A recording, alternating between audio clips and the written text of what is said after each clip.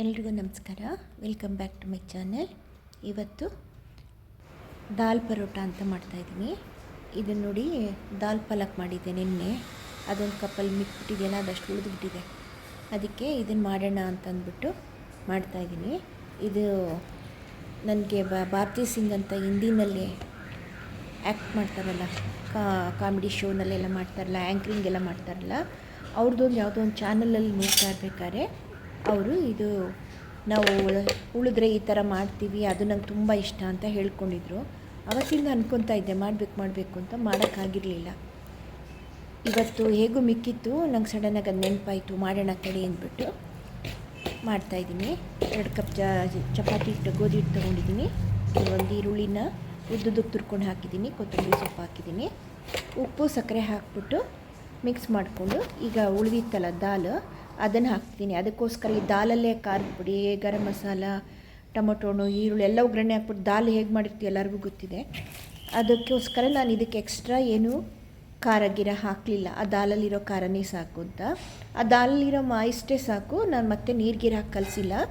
ಅದಷ್ಟೇ ಹಾಕಿ ದಾಲ್ ಹಾಕಿ ಈಗ ಚಪಾತಿ ಹಿಟ್ಟು ಕಲಿಸ್ಕೊಂಡಿರೋದು ನೋಡಿ. ಈಗ ಈ ಥರ ಆಗಿದೆ. ಇದಕ್ಕೊಂದು 10-15 ನಿಮಿಷ ಬಿಡೋಣ. ಈಗ ಹಾಗೆಯೇ ತಟ್ಟೆ ಮುಚ್ಚಿಟ್ಬಿಟ್ಟು ಬಿಡೋಣ. ನೆಕ್ಸ್ಟು ಈಗ 15 ನಿಮಿಷ ಆದಮೇಲೆ ಇದನ್ನು ಉಂಡೆ ಮಾಡ್ಕೊಂಡಿದ್ದೀನಿ. ನನಗೆ ಇದರಿಂದ ಚಪಾತಿ ಹಿಟ್ಟು ಕಲಸಿದ್ನಲ್ಲ, ಇದರಿಂದ 5 ಪರಾಟ ಆಯಿತು. ಅದೆಲ್ಲ ಫೋಲ್ಡ್ ಮಾಡ್ಕೊಂಡಿದ್ದೀನಿ. ಇವಾಗ ಹರಿದ್ಬಿಟ್ಟು ಚಪಾತಿಗಿಂತ ಒಂಚೂರು ದಪ್ಪ ಲಟ್ಟಿಸ್ಕೊಂಡು ಈಗ ಬೇಯಿಸ್ಕೊಳ್ತಾ ಇದ್ದೀನಿ. ತುಂಬ ಕ್ರಿಸ್ಪಾಗಿ ಚೆನ್ನಾಗಿ ಬಂದಿದೆ. ಟೇಸ್ಟು ಕೂಡ ಅಷ್ಟೇ ಚೆನ್ನಾಗಿರುತ್ತೆ.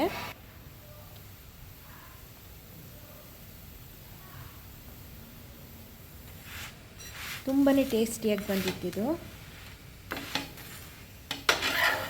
ಮಾಡ್ಕೊಳ್ಬೋದು.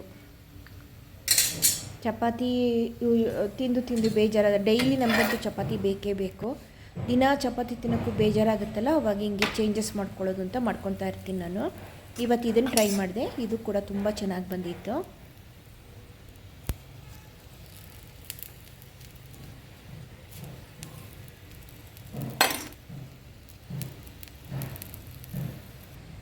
ನೋಡಿ ಎಷ್ಟು ಕ್ರಿಸ್ಪಾಗಿ ಬಂದಿದೆ ಅಂಥೇಳಿ.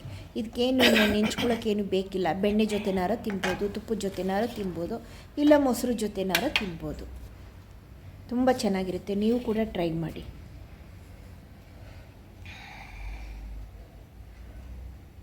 ಓಕೆನಾ? Thank you.